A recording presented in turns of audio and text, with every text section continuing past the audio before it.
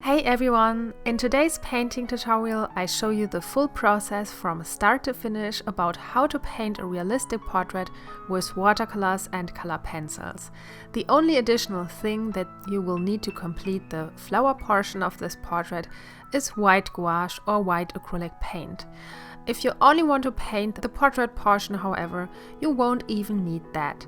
Other than that, if you have watercolors and color pencils, you have everything at hand that you need. Okay, you do need paper though, but that's a no-brainer. My wonderful model for this painting is Jana Puninskaya, who kindly allowed me to use her photo as a basis for my painting tutorial and my artwork. The reference photo has this beautiful pastel tone color palette that I fell in love with, and I absolutely adore her pose.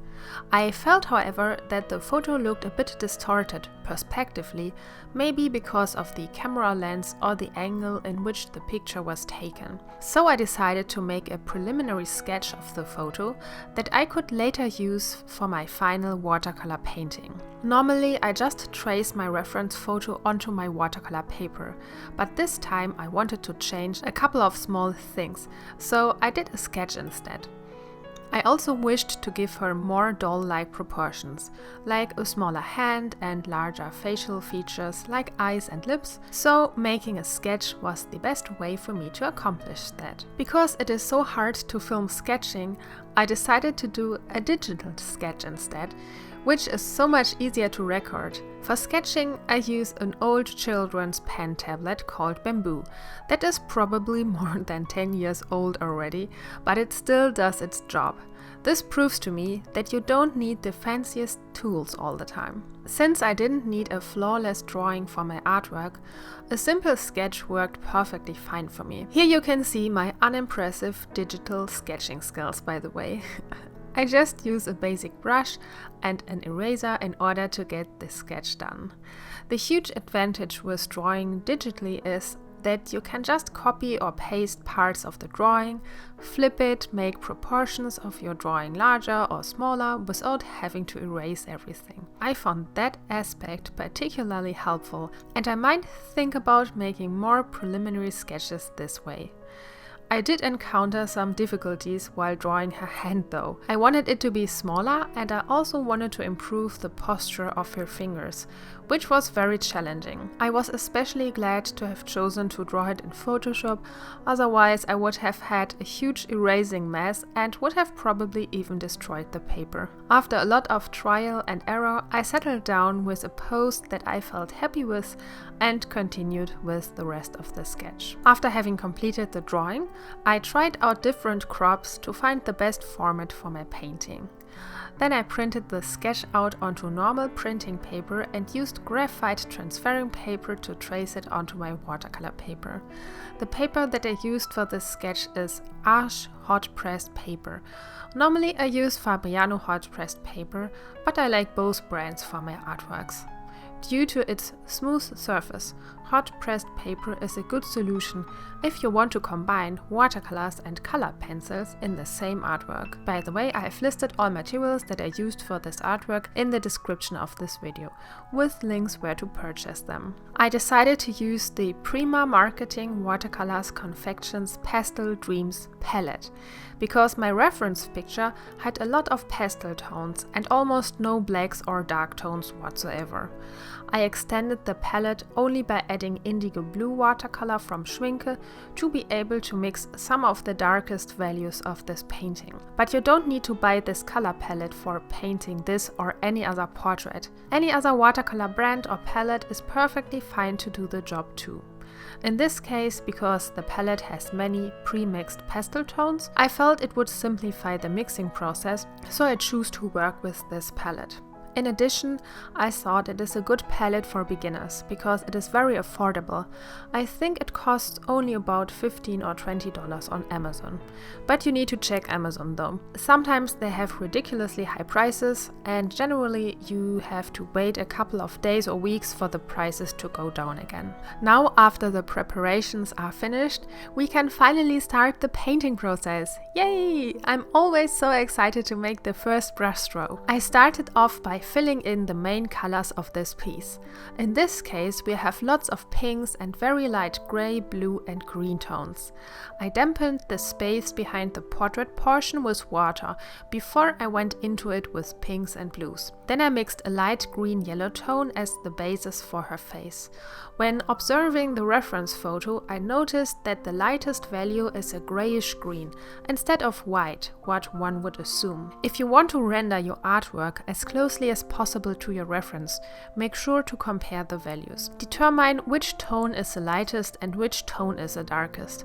After having filled in the first layers of her skin with a subtle green tone, I began adding the shadows. Since the paper is still damp, the paint will spread out and it is easier to make smooth blendings. To blend some of the shadows, I used only a wet brush and went over the edges of the dark area. This way I can make relatively good blendings. Of course, watercolor is a rather uncontrollable medium, so I don't expect perfect gradients. Then I filled in the remaining parts of the composition, except for her shirt. Because I was using the pastel watercolor palette, it was a little bit hard to get dark shades of color for her hair. The reason is that all of the pastel tones, even the darker brown shades, have white pigments mixed into them. So whenever I try to mix these colors with a pure pigment like the indigo blue from Schminke, I get a somewhat gray color. So in order to avoid that, I used less blue and more brown.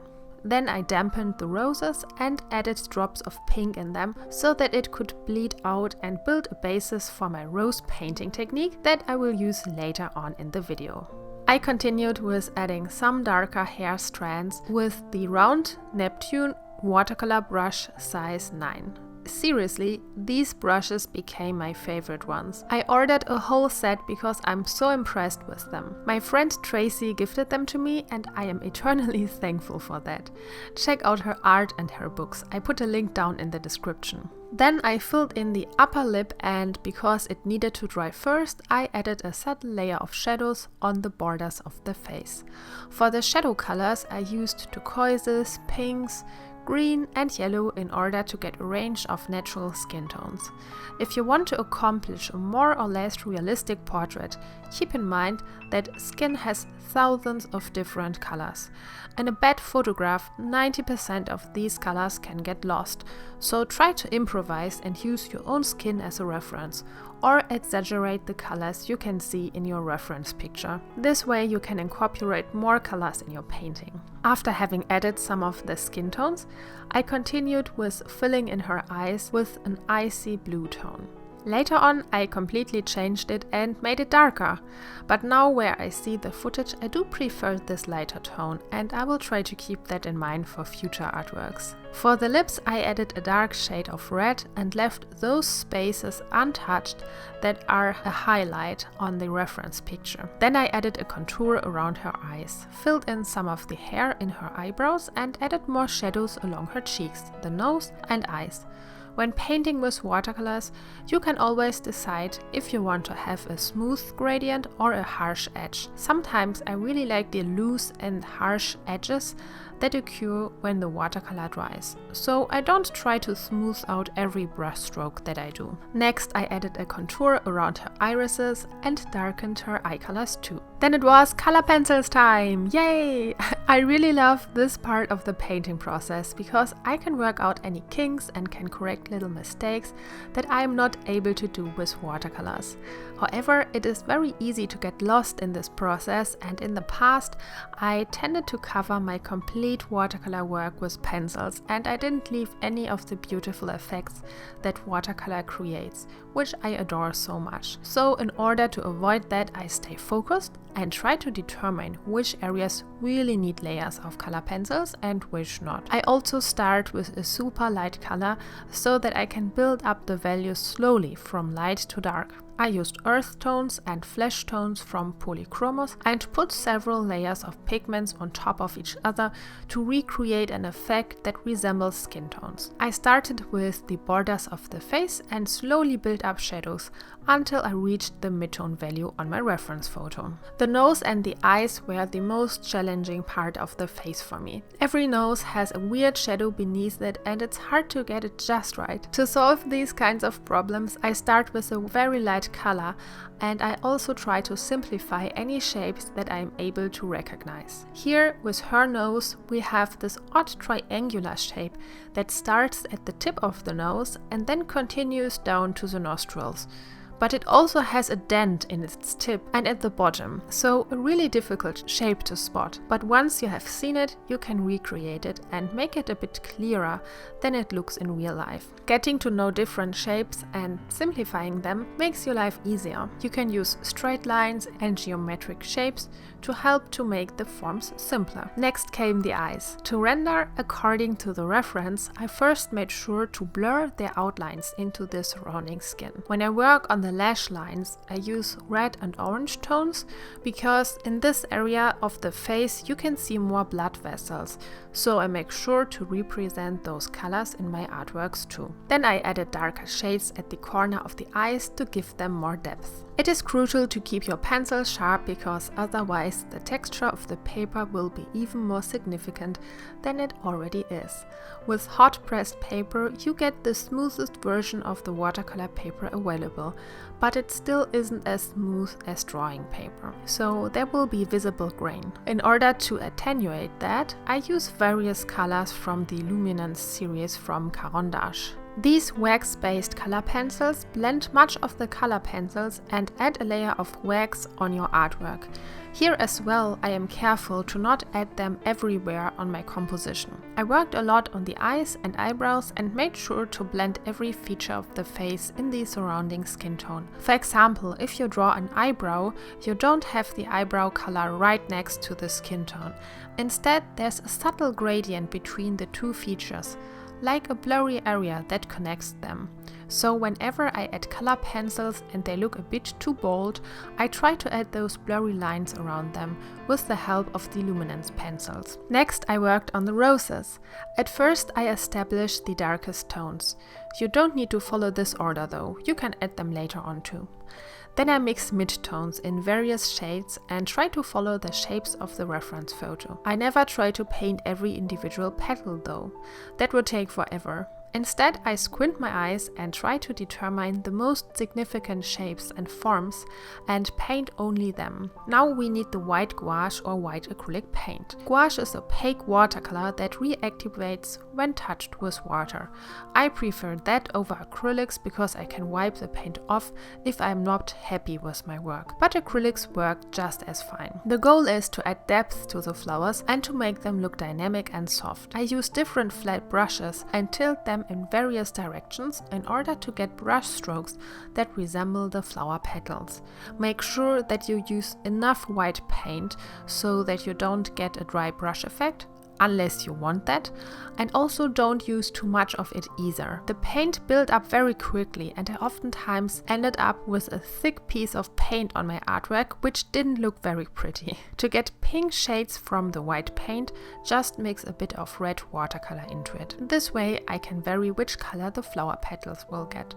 Next, as a final step, I added subtle darker shades in the middle of every petal, or where I could find them in the reference photo. Because I had painted over some of the shades, I wanted to get them out again to give the flowers even more depth. You can use this technique to make the flowers even more real and detailed. For this painting I decided to paint them rather loose, but if you're going for a more realistic look, you would just need to work a bit longer on the individual petals and observe the reference picture more closely. Then I used white gouache and mixed in brown and yellow tones to add individual opaque strands of hair. I alternated the colors of the highlights to make them look more realistic and interesting. I also worked a bit on the shadow portions under her hand to give the hair more depth, and then I called the portrait portion finished. To complete my artwork, I added a subtle layer of blue to the background to frame the figure. This way I felt the portrait portion would pop up more and the flowers would be way more visible. And now I'm very pleased with the study and super happy that I could use Diana's photo as a reference. I called this study Luludi, which means flower in Greek. I really like the sound of this word and it fits very well to the atmosphere of the artwork. What do you think? Also, you can adopt Luludi on my website. Just follow the link in the description. And if you felt that this tutorial was a bit too fast and you couldn't really catch up with every step that I did, I've got you covered. I just released a 2 hours long real-time painting and drawing lesson of this artwork for my Patreon supporters. I explain the whole process step by step, tell you every single color that I use, and you can even see my mixing process in a second camera window, which I also explain to you, of course. For only $5 you can get access to this painting lesson and over 70 other painting videos, which you can all download and keep as long as you want. That's pretty neat, right? And for only $10 you get access to another whole library of unrated but even longer real-time videos of all my recent artworks. If you have seen some of my works and you always wondered how I did them, then this pledge is the right one for you. Just visit my website and browse the tutorial section. There you will find a list of all lessons and real-time videos available. And for the extra portion of art, you might even fancy the art surprise tier. For only $5 more, I send you a beautiful set of 3 unique art gifts each month. I chose the best artworks and illustrations that I created and turned them into beautiful magnets, stickers and postcards, which are not only wonderful decorations for your home, but also are rare collectibles, because once I send them out, they won't be available anywhere else and I don't reprint them. So get your art surprises package this month. If you found this video helpful, give it a thumbs up and leave a comment. If you're interested in another realistic portrait study, just click on the video link in the end screen. I created something similar last month too. And don't forget to subscribe to my channel too. See you in the next video. Bye bye!